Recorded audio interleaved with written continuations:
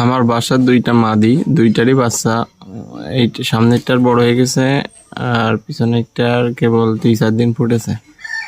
মাদির কোয়ালিটি দুইটা কেমন, একটা উড়ে গেছে আর একটা ফুটে খাচ্ছে আশেপাশে। বৃষ্টি হচ্ছে আজকে, ওয়েদার খারাপ, বাইরে কোথাও যায়নি। এর একটা মাদি ডিম পাড়ছে, এর নটটা ডিমে তাই দিয়ে বসে আছে।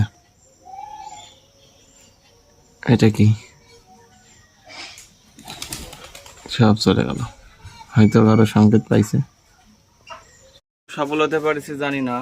এক জোড়া বুনো জালালি, এক জোড়া লাল বর্ডার,